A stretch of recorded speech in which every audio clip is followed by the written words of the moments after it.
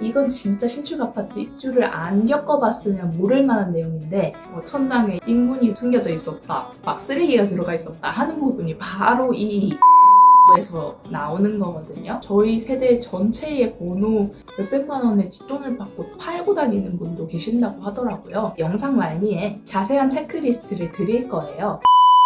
안녕하세요 여러분, 부동산 가이드 스페이시입니다. 제가 신축 아파트로 투자를 시작했다 보니 여러분들한테 신축 아파트 관련된 내용들을 조금 많이 알려드리고 싶었어요. 그래서 여러분들이 신축 아파트 투자할 때 뭘 제일 걱정하실까 하면서 조금 서치를 해봤는데요. 생각보다 신축 아파트 입주하는 데 있어서 사전 정보, 그러니까 내 집이 잘 지어졌는지에 대해서 확인해보는 그 과정에 대해서 되게 두려움이 많으신 것 같더라고요. 특히나 요즘은 부실 시공이나 사람의 인분이 천장에서 쏟아진 아파트 사례들이 나오면서 이런 것에 대한 좀 불안감이 많이 크신 것 같은데, 저도 2018년에 이제 분양권을 사서 입주를 한 2022년 정도에 했었는데, 또 제 기억을 더듬어 가면서 여러분들한테 사전 점검 전에 좀 준비해가면 좋을 것들, 가서 어떤 것들을 봐야 되는지에 대해서 정리를 해서 알려드리려고 해요. 한번 오늘 내용 시작해 볼게요. 사전 점검 전에 꿀팁을 몇 가지 알려드릴게요. 첫 번째, 사전 점검에 이제 운전해서 가실 거잖아요. 그러면 운전하실 때 폰 번호 같은 거를 이제 앞에 유리창에 두잖아요. 그걸 치우고 가시는 걸 추천드려요. 왜냐하면은 입주 센터 들어가는 길에 사람들이 되게 많이 와 있을 거예요. 커튼업자라던가 뭐 아파트 시공업자들 혹은 부동산 업자들이 굉장히 많이 와 있어요. 그렇게 하면 안 되는 거긴 한데, 여러분들이 차들을 타고 가는데 여러분 번호가 딱 하면은 그 사람들이 여러분 번호를 착각 찍어서 여러분의 번호를 뿌리고 다녀요. 그러면은 나는 연락처를 준 적이 없는데 여러 업체에서 연락을 와서 귀찮게 할 수 있거든요. 부동산에서 집 내놔라, 커튼을 싸게 해주겠다, 뭐 시공 싸게 해주겠다 하면서 계속 연락이 와서 좀 귀찮아요. 입주자 단톡방에서 들었던 내용인데, 저희 세대 전체의 번호를 엑셀 시트화해서 몇백만 원의 뒷돈을 받고 팔고 다니는 분도 계신다고 하더라고요. 그런 일이 벌어질 수 있으니까 여러분들의 개인 번호가 노출되지 않도록 꼭 치우고 가시는 걸 추천드려요. 두 번째는 똑딱이 아줌마를 조심하세요. 똑딱이 아줌마가 뭐냐면요, 여러분들이 이제 사전 점검을 가셔서 여러분 집에 뭐 잘못된 부분이 없나 하자를 찾고 있는데 갑자기 똑똑똑 누가 문을 두드리는 거예요. 그래서 열어주면은 어떤 아줌마가 오셔가지고 지금 바로 결제를 하시면 커튼을 해주겠다, 선반을 싸게 해주겠다, 뭐 이런 식으로 꼬셔가지고 계약을 시키는 경우가 있거든요. 근데 이런 업체들이 어딘가에 쇼룸을 가지고 이렇게 운영하는 업체가 아니라 유령 업체인 경우가 많아요. 추후에 이렇게 싸구려 제품을 팔고 나서 AS가 필요한 시점에는 잠수를 타버리는 경우도 많기 때문에 주의하시면 좋아요. 같은 맥락으로 엘리베이터의 잡상인이랑 커튼 사기 업체를 진짜 조심하시면 좋은데, 커튼을 싸게 저렴하게 해주겠다, 그리고 우리 쇼룸에 전시할 촬영 한번 해주면 안 되겠느냐, 이런 조건으로 계약금을 받고 도망가거나 혹은 싸구려 제품을 역시 설치해주고 AS나 추가적인 작업이 필요할 때 전화를 받지 않는 그런 사기 케이스가 생각보다 많아요. 한번 검색해보시면 이런 사기 케이스는 어마어마하게 많이 나오실 거거든요. 이런 이상연락망 치우고 사전 점검 때 이렇게 영업을 하는 업체들은 아무리 싸게 해주신다고 해도 진짜 영업을 하는 회사인지 잘 알아보고 계약하시는 걸 추천드려요.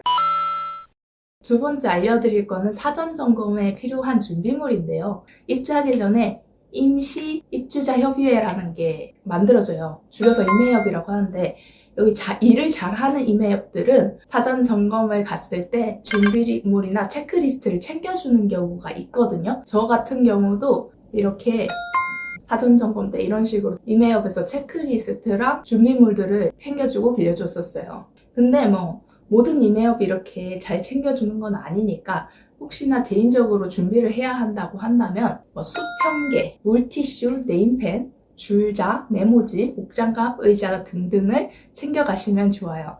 정말 일을 잘하고 좀 준비를 많이 한 임회협이면 갔을 때 라돈 측정기나 열화상 카메라 같은 거를 대여해주기도 하거든요. 이런 경우라면 정말 땡큐겠죠.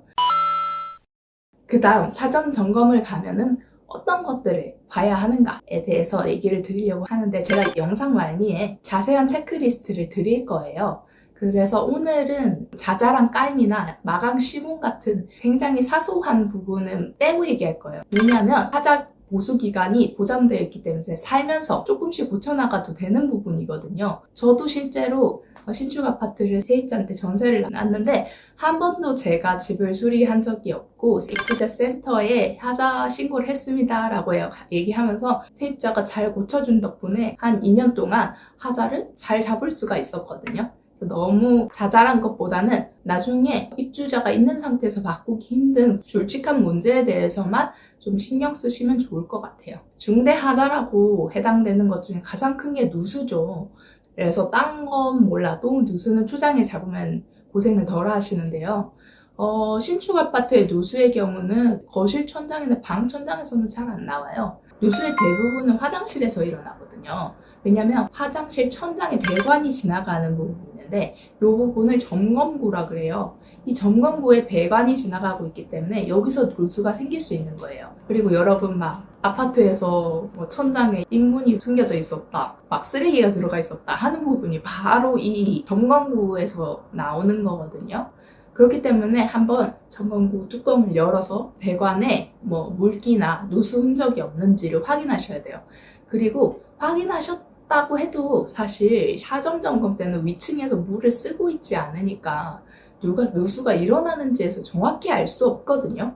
그렇기 때문에 혹시나 누수의 흔적이 얼룩으로 남아있는지 보시고 입주를 해서 조금 물 사용을 위층에서 하게 됐을 때 그 얼룩의 크기가 커지거나 물이 새는 흔적이 있으면 추후에 조금 계속해서 보수를 해야 되는 부분이긴 해요.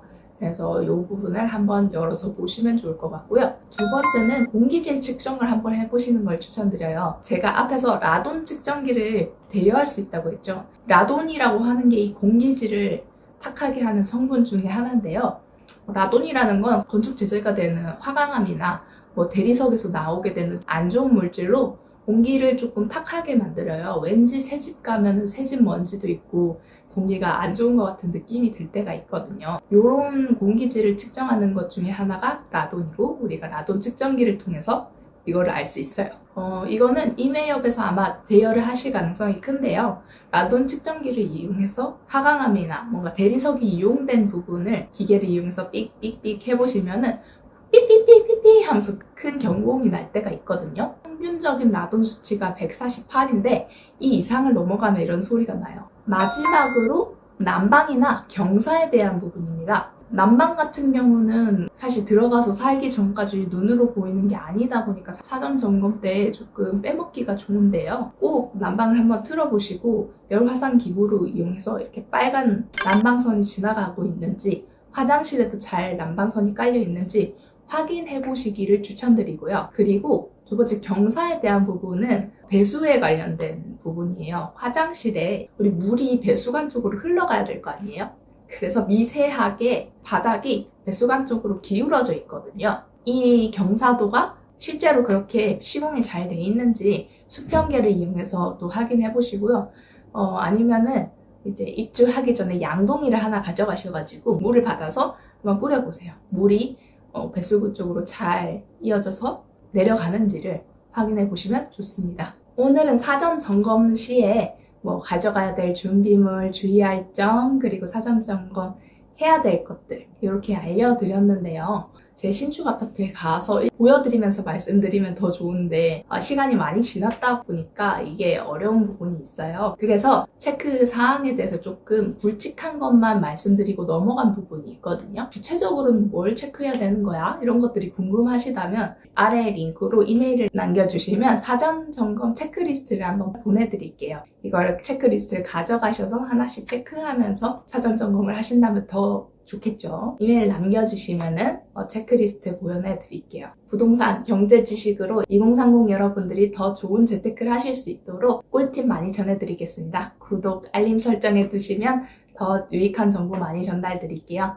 그럼 오늘도 좋은 하루 되세요. 안녕.